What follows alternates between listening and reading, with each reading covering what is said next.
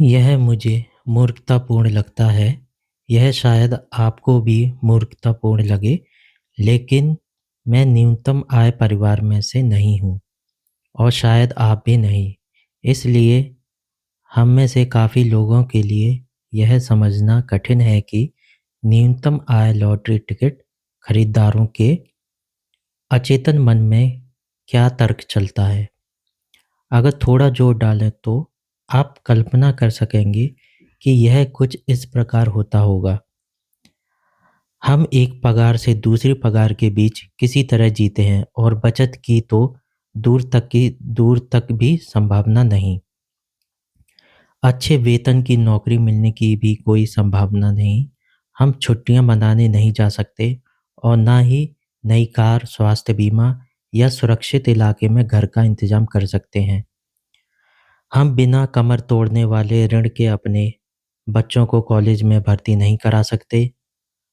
आप में से जो लोग वित्त संबंधी किताबें पढ़ते हैं, आपके पास वह सब कुछ या तो पहले से है या उसे पाने की अच्छी संभावना है, जो हमारे पास नहीं हो सकता। लॉटरी टिकट खरीदना ही हमारे जीवन का वह पल है जब हम ठोस रूप से वह सब पाने का सपना देख सकते हैं जो आपके पास है और जिसे आप महत्व नहीं देते।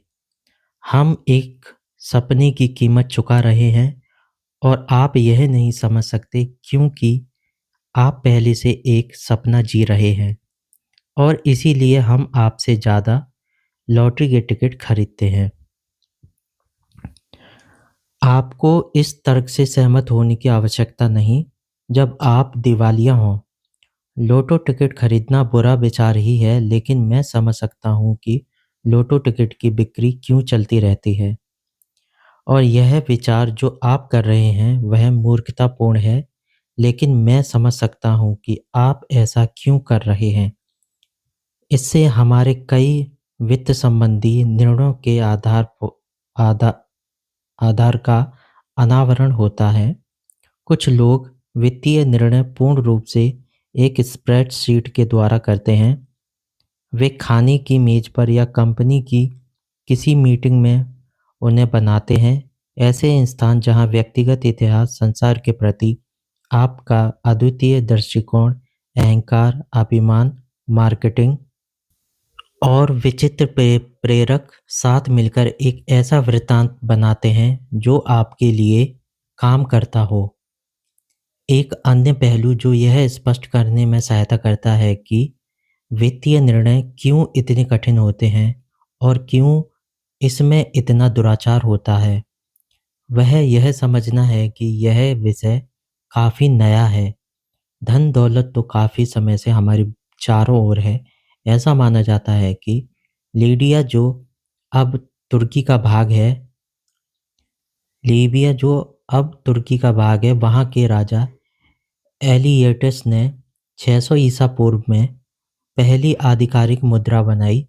लेकिन वित्तीय निर्णयों का आधुनिक आधार बचत और निवेश ऐसी साधारण संधारणाओं पर आधारित है जो अभी नवजात हैं। अब सेवानिवृत्ति को ही लीजिए। 2018 के अंत में यूएस के सेवानिवृत्ति खातों में 27 ट्रिलियन डॉलर की राशि थी, जिसके अनुसार यह आम निवेशकों की बचत और निवेश निर्णयों का मुख्य चालक था। लेकिन सेवानिवृत्त होने की पूरी संधारणा अधिक से अधिक 2 पीढ़ी पुरानी है। द्वितीय विश्व युद्ध से पहले अधिकांश अमेरिकी अपनी मृत्यु तक काम किया करते थे। यह अपेक्षा भी थी और वास्तविकता भी। 1940 तक 65 वर्ष और उससे अधिक आयु के पुरुषों के श्रमिक वर्ग में भागीदारी का दर 50% थी। सामाजिक सुरक्षा ने इसे बदलने का प्रयास किया, लेकिन इसके शुरुआती लाभ एक समुचित पेंशन की तुलना में कुछ खास नहीं थे। जब एडा में फुलर ने 1940 में अपना पहला सामाजिक सुरक्षा चेक कैश कराया, उसका मूल्य $22.54 था। या मुद्रास्फीति से समायोजित होकर $14 1980 तक पहुंचने के बाद ही सेवानिवृत्त लोगों के लिए औसत सामाजिक सुरक्षा चेक बढ़कर $1000 प्रति माह हुआ।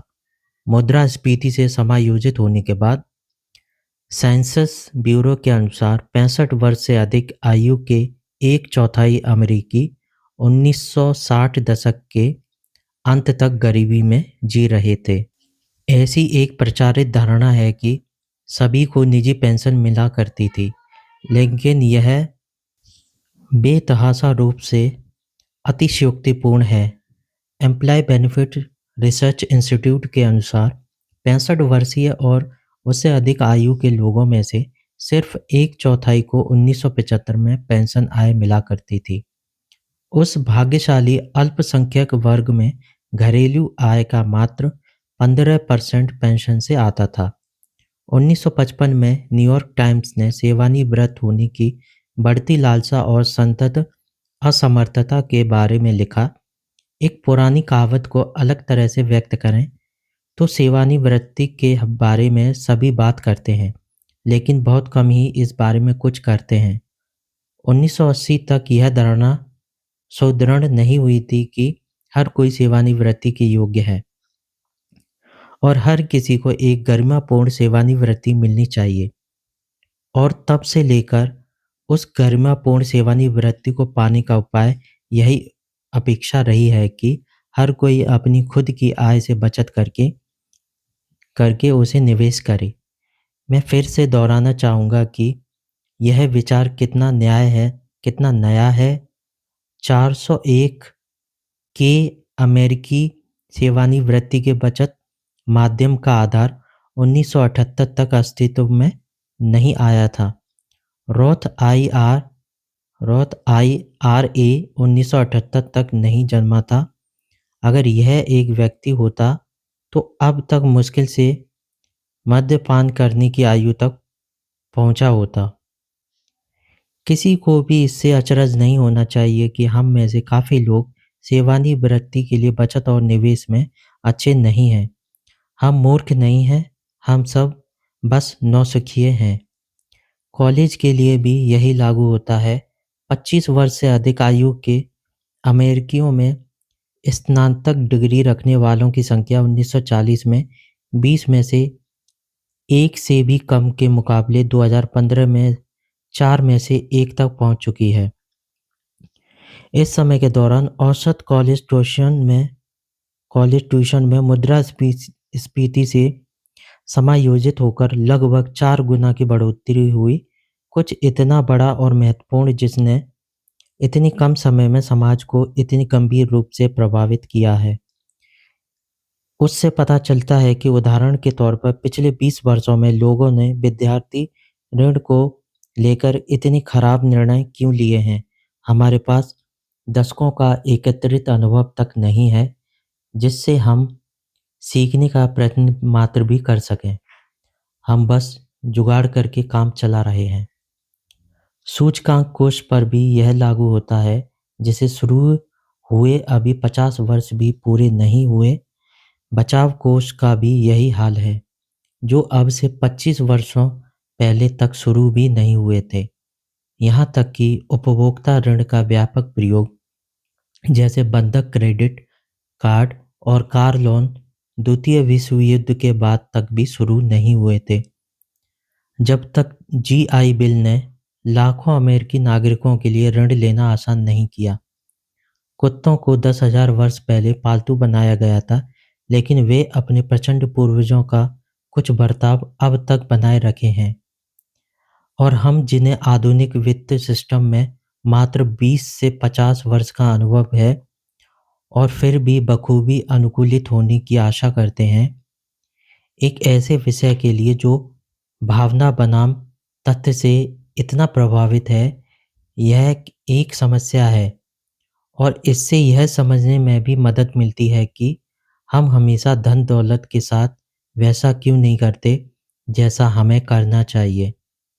हम सब पैसे के साथ कुछ मूर्खतापूर्ण कारनामे करते हैं, क्योंकि हम सब इस खेल में काफ़ी नए हैं और जो आपको मूर्खतापूर्ण लगे, वह मेरे लिए मायने रख सकता है।